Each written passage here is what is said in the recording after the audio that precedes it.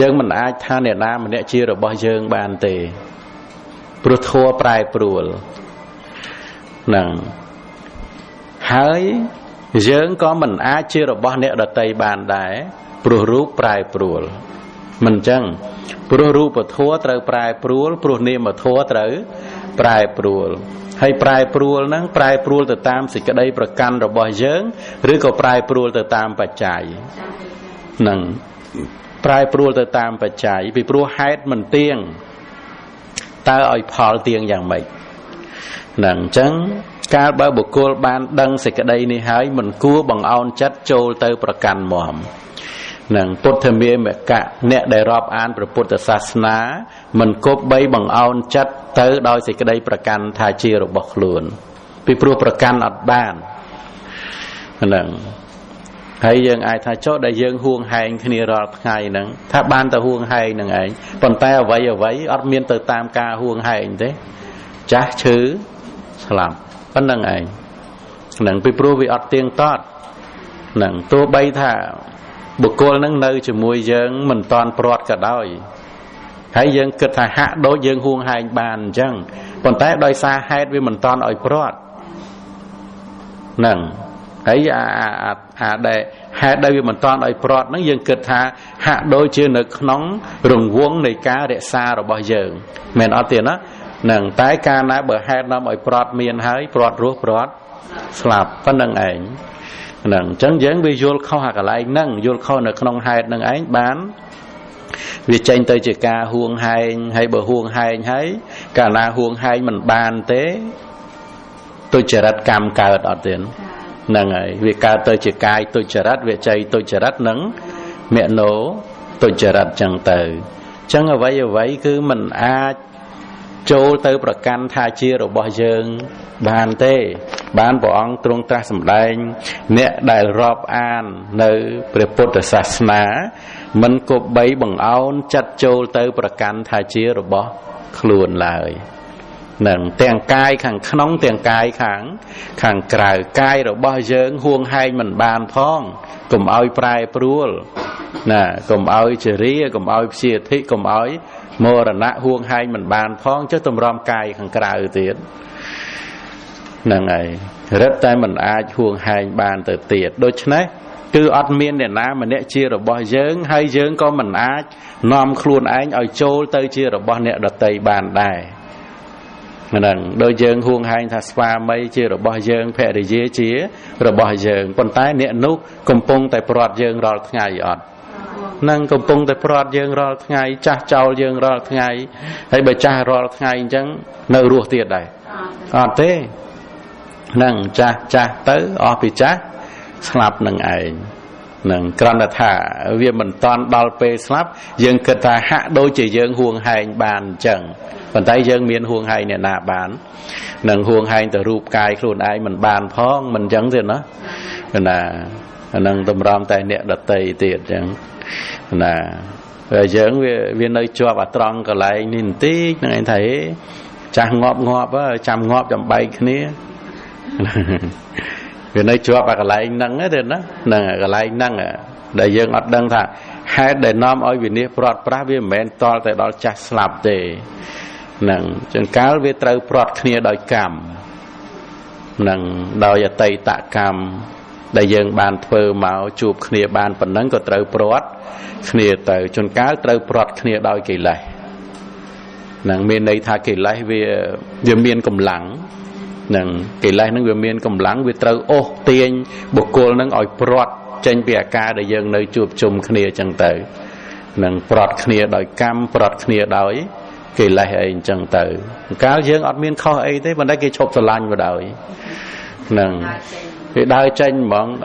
សួរថាខ្ញុំខុសអីគេថាទេអូនឯងដូចអត់មានខុសអីទេណាមានរឿងរ៉ាវពីដើមមកដូចណែ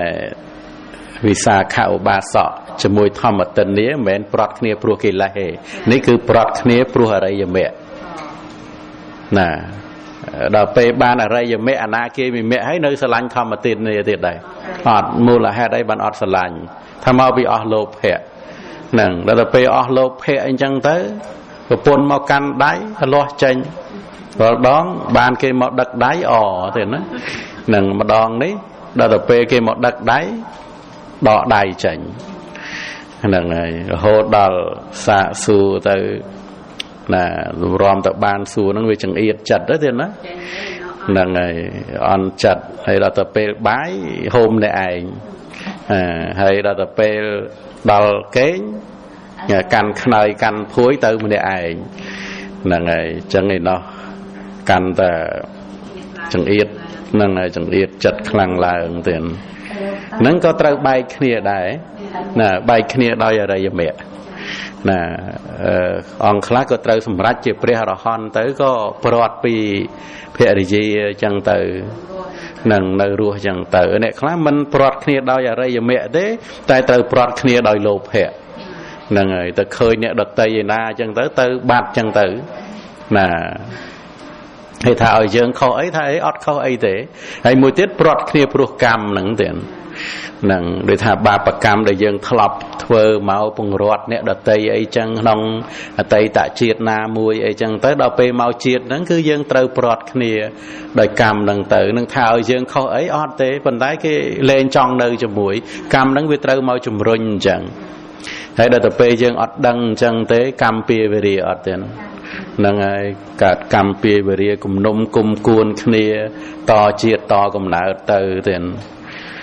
នឹងអញ្ចឹងបានថា